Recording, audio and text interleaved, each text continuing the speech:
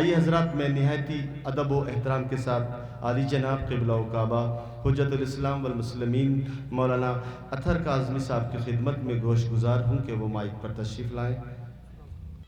السلام علیکم ورحمۃ اللہ تعالی وبرکاتہ۔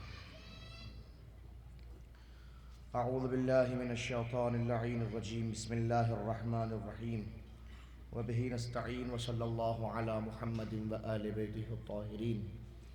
قال اللہ تبارک وتعالی فی کتابہ المبین وہو اصدق الصادقین، وقولہ الحق، واعتصموا بحبل اللہ جمیعا ولا تفرقوا۔ صلی علی محمد وآل محمد۔ صدق اللہ العلی العظیم۔ قرآن مجید کی آیہ کریمہ جو آپ حضرات نے متعدد مرتبہ سماعت فرمائی ہوگی، اس گفتگو کے لیے میں اس وقت اس لیے منتخب کیا کہ ابھی تھوڑی دیر قبل بھی اس آیہ کریمہ کے حوالے سے متعدد باتیں آپ حضرات کے گوش گزار کی گئیں۔ میری مجبوری یہ رہی کہ میں صرف محترم عبداللہ طارق صاحب کی گفتگو کو سماعت کر سکا اور ان سے پہلے کے مقررین کو بالکل بھی میں سن نہ سکا۔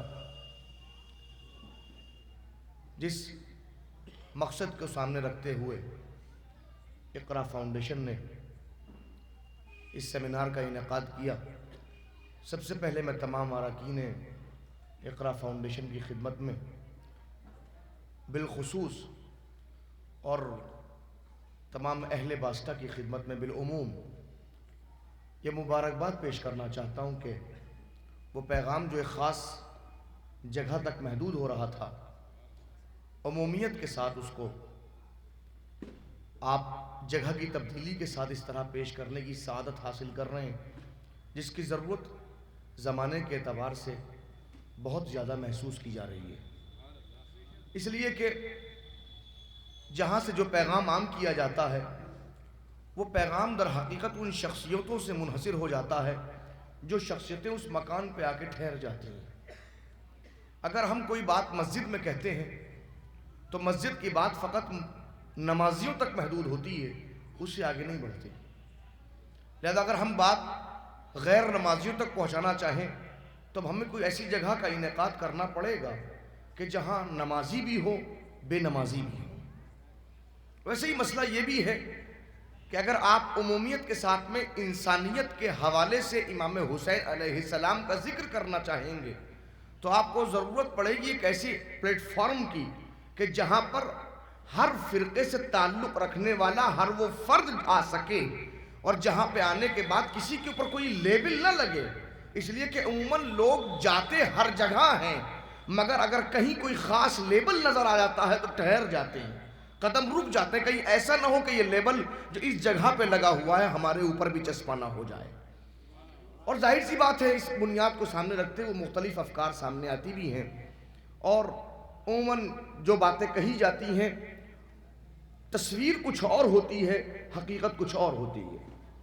میں پہلے دو تین باتوں کو ضرور عرض کر دوں، چونکہ ظاہر ہے کہ میری شرعی ذمہ داری اس لحاظ سے ہوتی ہے کہ اگر میں کسی جگہ پہ موجود ہوں اور کوئی بات کہی جائے اور وہ کیفیت کسی اعتبار سے کسی مغالطے کا سبب ہو رہی ہو، لاجیکلی اور منطقی اعتبار سے، تو اس مغالطے کو دور کرنا بہت ضروری ہوتا ہے۔ بہرحال مجھے افسوس یہ ہے کہ مجھے اس وقت گفتگو کرنی پڑ رہی ہے جس وقت وہ تمام مجمع میرے سامنے نہیں ہے، اس مجمع کے سامنے وہ باتیں کہی گئی ہیں۔ دیکھیے پہلی بات تو یہ کہ اتحاد کیوں نہیں، اتحاد کیسے ہوگا؟ بڑی پرابلم اتحاد کے ساتھ میں یہ، جو لوگ میری گفتگو کو سماعت فرما رہے ہیں وہ پلیز نوٹ کریں دماغ میں، اور اگر کوئی بات ممکن ہے کہ ان کے لیے نگیٹو اور منفی ہو تو مجھ سے ضرور کہیں۔ اتحاد کا جو مفہوم اور جو میننگ بیان کی جاتی ہے وہ میننگ کچھ اور ہے۔ 1350 سال گزر گئے، اتحاد نہیں ہوا۔ 1438 ہجری چل رہی ہے، سن 11 ہجری میں حضور سرور کائنات صلی اللہ علیہ وآلہ وسلم اس دنیا تشریف لے کے گئے، اور سن 11 ہجری کے اوائل میں بالکل شروع میں اہل تشیع کے اعتبار سے 28 صفر اور سواد اعظم کے اعتبار سے 12 ربیع الاول. کوئی زیادہ فرق نہیں ہے، بس 14 دن کا فاصلہ ہے. بس 14 کا فاصلہ ہے ان دونوں تاریخوں کے درمیان. اب 11 ہجری سے لے کر اور آج 1438 ہجری تک 11 کو مائنس کر دیجئے آپ، 1426 تقریباً سال گزر چکے ہیں، 27 سال گزر چکے ہیں. اتحاد نہیں ہوا. کیوں نہیں ہوا؟ اس لیے نہیں ہوا کہ اتحاد کی بات کی جاتی ہے، مطلب کچھ اور مراد لیا جاتا ہے. دو معنی ہیں، دو الگ الگ. دو چیزوں کا دو رہتے ہوئے ایک جگہ آ جانا، یہ اتحاد ہے. پھر سن لیں آپ، دو چیزوں کا دو رہتے ہوئے ایک جگہ آ جانا یہ اتحاد ہے. دو چیزوں کا مل کے ایک بن جانا یہ اتحاد نہیں ہے، اسے انضمام کہا جاتا ہے. پریشانی یہی ہے کہ نام اتحاد کا لیا جاتا ہے، مطالبہ انضمام کا کیا جاتا ہے. پریشانی یہی ہے. میں اس بات کو مختلف جگہوں پہ کہہ چکا ہوں اور کہتا ہوں. کون کیسے منظم ہو جائے، کون کیسے مل جائے. اتحاد کی سب سے اعلیٰ مثال اگر کوئی ہے تو ایک رسی. رسی جس کے لیے حبل کا لفظ قرآن نے استعمال کیا، وَاعْتَصِمُوا بِحَبْلِ اللَّهِ جَمِيعًا وَلَا تَفَرَّقُوا. تم حبل اللہ سے متمسک ہو جاؤ. حبل کسے کہتے ہیں؟ رسی کسے کہتے ہیں؟ رسی کے اندر دو لٹیں ہوتی ہیں، دو، مگر حقیقت میں رسی ایک ہوتی ہے. اور دو کا وجود یہ ہوتا ہے کہ دو ہر جہت سے الگ نظر آتی ہیں مگر وجودی اعتبار سے کام ایک کرتی ہیں. پریشانی یہ ہوتی ہے کہ کسی اسٹیج سے کھڑے ہو کے کوئی مقرر مختلف لوگوں کو، ہندو بھی بیٹھے ہیں، عیسائی بھی بیٹھے ہیں، یہودی بھی بیٹھے ہیں، مسلم بھی بیٹھے ہیں، اور ہم کہیں سب متحد ہو جائیں. سب متحد کا مطلب کیا؟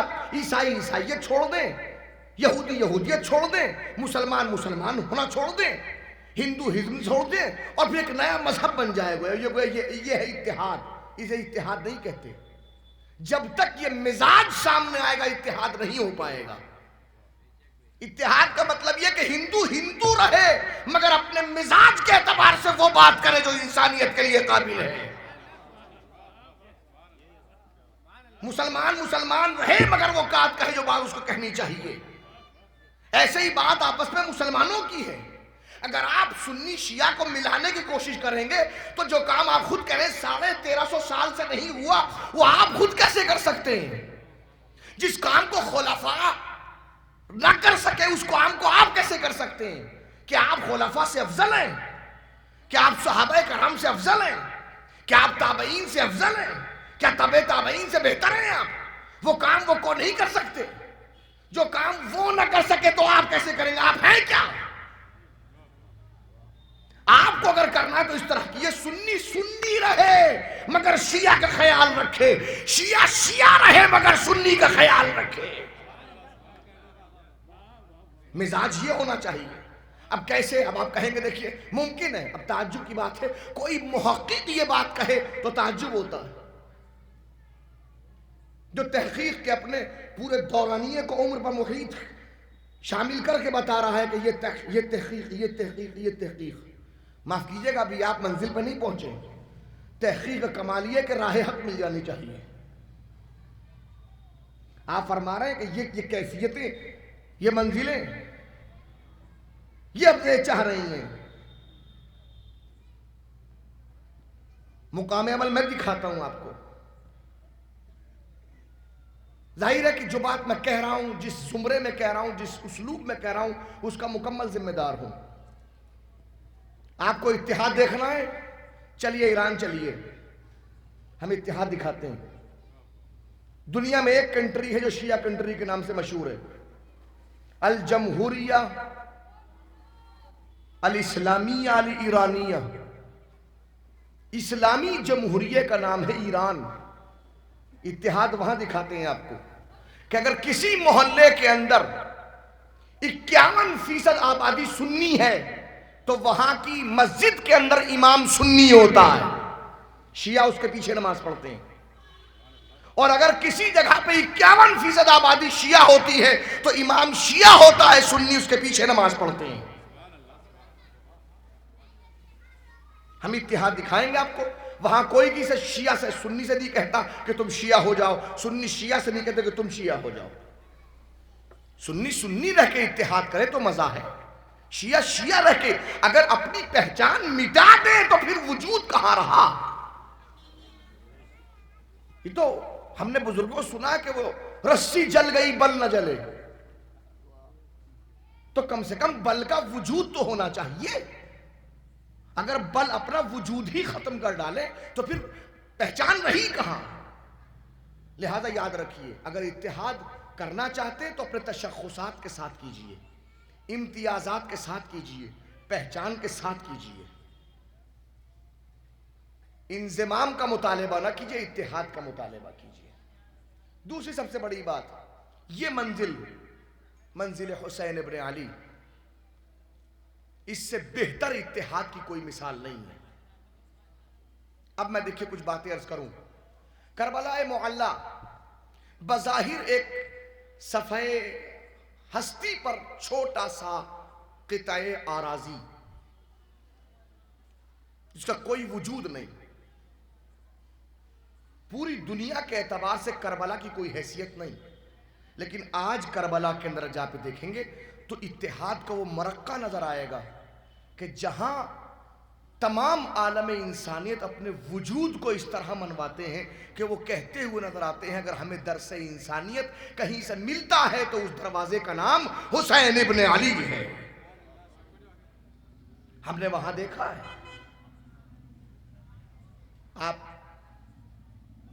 کچھ نہیں، انٹرنیٹ آن کیجئے، گوگل کو آن کیجئے، سرچ کیجئے، کربلا معلی کے اندر عیسائیت کتنے آ رہے ہیں،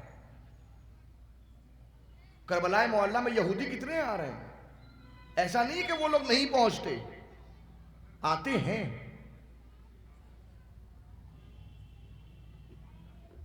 پکچرز میرے پاس میں موجود ہیں کہ جہاں عیسائی باقاعدہ امام حسین کے دروازے پہ آ کے اپنے وجود کو منوا رہے ہیں، کہہ رہے ہیں کہ ہم ہیں عیسائی مگر حسینی ہیں، اور یہی ہم کہنا بھی چاہتے ہیں۔ شہید اعظم کے اس جیسی حیثیت کو کوئی پیش تو کرے۔ اب یہ الحمدللہ اس کیفیت کو پیش کرنے کے لیے میرے ہندوستان سے بڑھ کے کوئی جگہ نہیں ہے۔ یہاں ہم نے دیکھا ہے اللہ کو نہیں مانتے مگر حسین کو مانتے ہیں،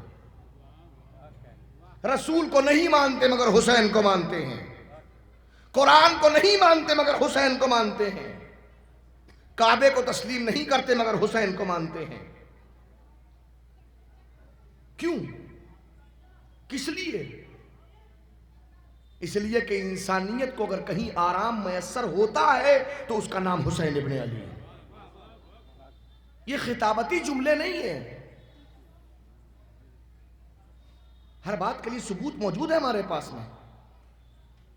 آئیے میں کچھ باتیں عرض کرنا چاہتا ہوں، تاریخ کے جھوک جلدی سے گزرتا چاہتا ہوں، اگرچہ میں آپ لوگوں کو اس منزل کے اوپر اپنے پیغام کا امین سمجھتے ہوئے کہ جہاں تک ممکن ہو سکے میری بات کو پہنچانے کی کوشش کیجیے۔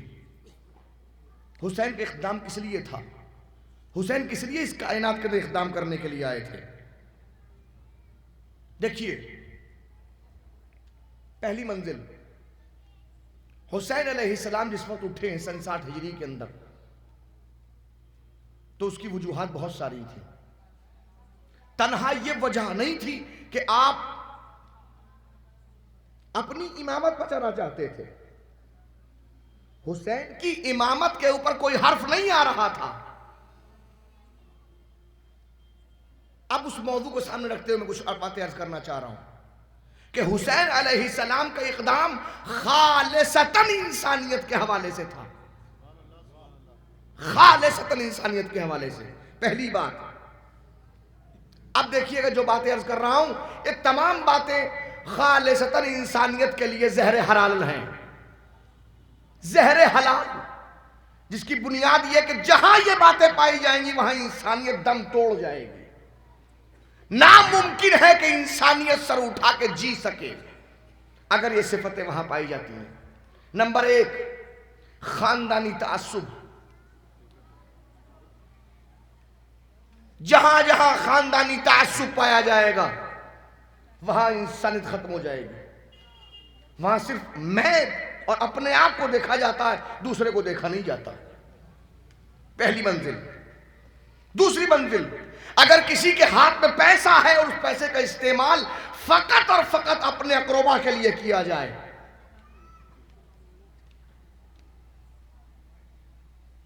اب یہ میں خصوصیت کے ساتھ اگر لفظ استعمال کروں تو اس طرح کروں گا کہ بیت المال کا استعمال خالصتاً اپنے خاندان کے لیے کیا جائے.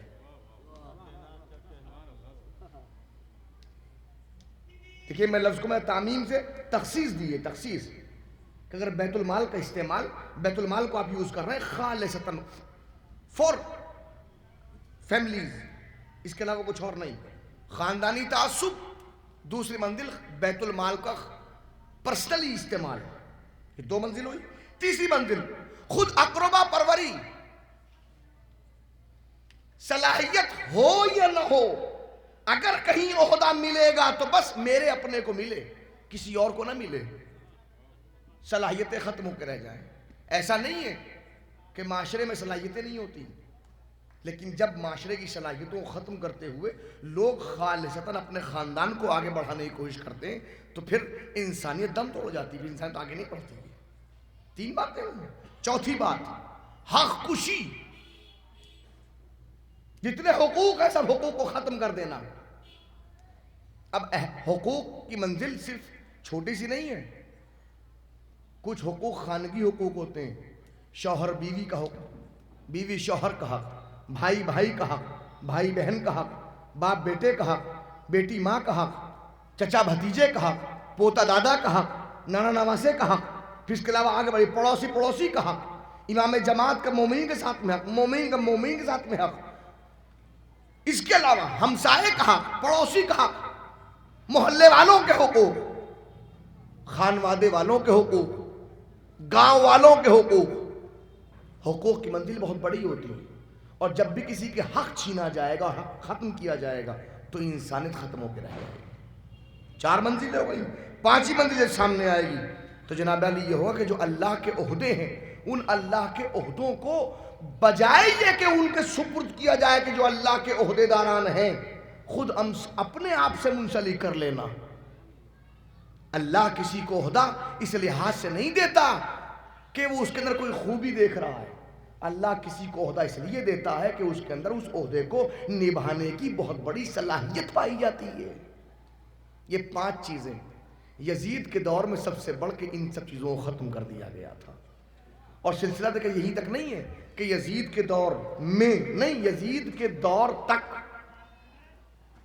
مسئلہ سن 11 ہجری سے لے کر سن 60 ہجری تک ہے. مسئلہ 50 ہجری کا ہے. حسین کا اقدام صرف 1 سال کے لیے، یہ چند مہینوں کے لیے منبر کے اوپر، یہ محراب کے اوپر، یہ تخت حکومت کے اوپر، یہ تخت خلافت پر آنے والے کسی ایک خاص فرد کے خلاف نہیں تھا. حسین کا اقدام اس پورے سلسلے کے خلاف تھا جو رسول اکرم کے بعد سے لے کر انسانیت کو ختم کرنے کے لیے اس حد تک آگے بڑھ گئے کہ پوری ایک آدھی صدی کے اوپر محیط ہو کے انہوں نے اسلام کے ان قوانین کو ختم کر کے رکھ دیا کہ جن کا تعلق خالصتاً انسانیت سے تھا، اس کے علاوہ کوئی اور نہیں تھا. اب میں آپ کے سامنے عرض کر سکتا ہوں، تفصیل میں جانا چاہوں تو مجھے بہت وقت لگے گا، لیکن میں عرض کروں، بس جلدی سے عرض کروں. آج دنیا کہہ رہی ہے کہ بزرگوں کا احترام نہیں. حسین اس لیے اٹھے کہ صحابی رسول کا احترام ختم ہو گیا. میں ببانگ دہل بڑی جرأت کے ساتھ چیخ چیخ کے کہہ رہا ہوں، عالم انسانیت میں کوئی ایک دکھائیے کہ جو صحابیت کے لیے کھڑا ہو کے اپنی جان نچھاور کر رہا ہو۔ حسین کھڑے ہوئے، کیوں؟ اس لیے کہ حسین نے دیکھا ابو ذر غفاری کو ختم کر دیا گیا، عمار یاسر کو ختم کر دیا گیا، حجر ابن عدی کو ختم کر دیا گیا، اور کتنوں کا نام گنا ہوا، مالک بن نویرہ کو ختم کر دیا گیا۔ احقاق حق کے ثبوت کے لیے جو افراد رسول اکرم کے صحابی ہو کے سامنے آتے چلے گئے، لوگ ان کو ختم کرتے چلے گئے۔ حسین نے کھڑے ہو کے کہا میں یہ تو برداشت کر لوں گا کہ میرے جسم سے قطرہ قطرہ خون نکل جائے، مگر یہ برداشت نہ کروں گا کہ صحابیت کا خون اس عام طور پہ بہایا جاتا رہے اور دنیا دیکھ دیکھ کے کہتی رہے کہ رسول کا جو صحابی عظمت انسانیت کے لیے اس کائنات میں جی رہا تھا اسے یوں ہی ختم کر دیا گیا اور کوئی اس کے خلاف بولنے والا موجود نہ تھا۔ حسین اٹھے، حسین اٹھے۔ آج عظمت صحابیت موجود ہے تو حسین کی بنیاد پر۔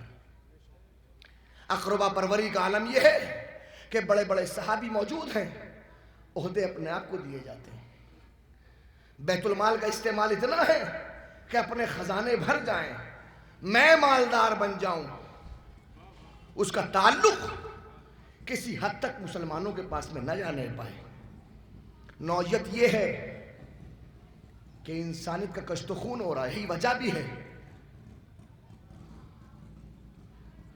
غلامی آر ہے انسانیت کے لیے، لوگ غلام ہونا عیب سمجھتے ہیں، لیکن حسین نے کربلا کے میدان میں غلامی کو اس طرح سے پیش کر دیا کہ ہر غلام فخر کرتا ہے کہ کاش ہم حسین کے غلام ہو جائیں۔ کوئی ہو تو صحیح، کوئی اس منزل پہ آئے تو صحیح۔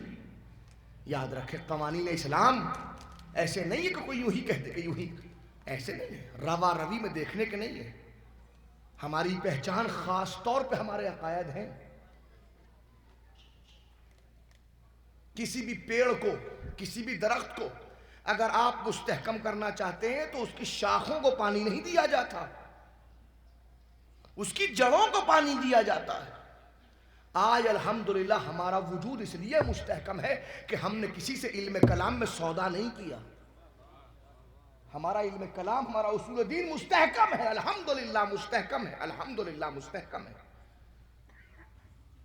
آج کوئی ہم سے بات کرے، کوئی اللہ کے وجود کو بھی ثابت نہیں کر سکتا، چہ جائی کہ اپنا وجود ثابت کریں گے۔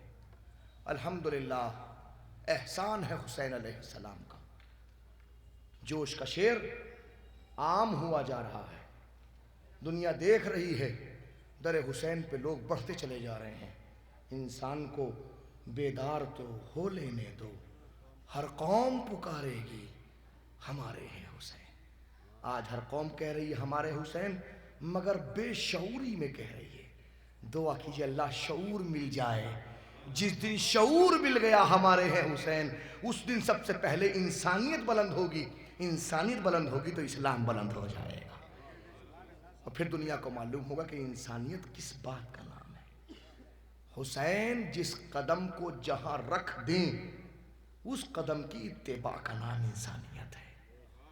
حسین جو راستہ بتا دیں اس راستے پر چلنے کا نام انسانیت ہے۔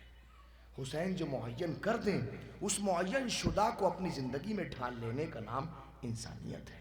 اللہ ہم سب کو توفیق دے، اور خصوصیت کے ساتھ اقرا فاؤنڈیشن اور تمام اہل باسطہ کے لیے یہ توفیق کی دعا کہ بحق امام معصوم علیہ السلام خصوصیت کے ساتھ میں مولا امام حسین کے واسطے سے کہ اس جیسے پروگرام کو مسلسل کرتے رہنے کی توفیق عطا فرمائے انشاءاللہ، اور ساتھ ساتھ پھر یہ بھی توفیق مرحمت فرمائے کہ جو مقصد لے کے چل رہے ہیں، خصوصاً جو میں نے پڑھا اور میں نے دیکھا ان کے اندر، وہ لائبریری کا قیام، اللہ ان کو توفیق دے کہ ایک بہترین لائبریری انشاءاللہ یہاں قائم کریں۔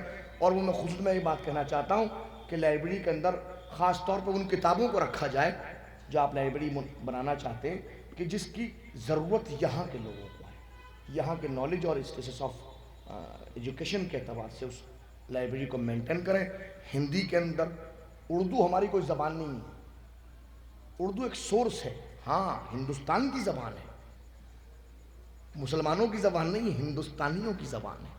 اب اگر کہیں کوئی ایسا موقع سامنے آ جائے کہ اس کی بنیاد پر، میں اردو کے خلاف نہیں جا رہا ہوں، مگر ایک بات کہنا چاہتا ہوں اپنے دین کے پہچانے کے لیے، کہ اگر کبھی ایسا ہو جائے کہ اردو سے نابلد لوگ زیادہ ہوں، تو یہ نہیں کہ ہندی سے گریز کریں آپ، انگلش سے گریز کریں آپ۔ جس ایجوکیشن کو آپ یہاں دیکھ رہے ہیں، اس ایجوکیشن سے متعلق، اس زبان سے متعلق، اس لینگویج سے متعلق کتابوں کی فراہمی کرنا اور لوگوں تک وہاں تک پہنچانا، یہ آپ کی بہت بڑا مقصد ہے۔ اللہ آپ کو اس مقصد میں کامیاب فرمائے۔ السلام علیکم ورحمۃ اللہ وبرکاتہ۔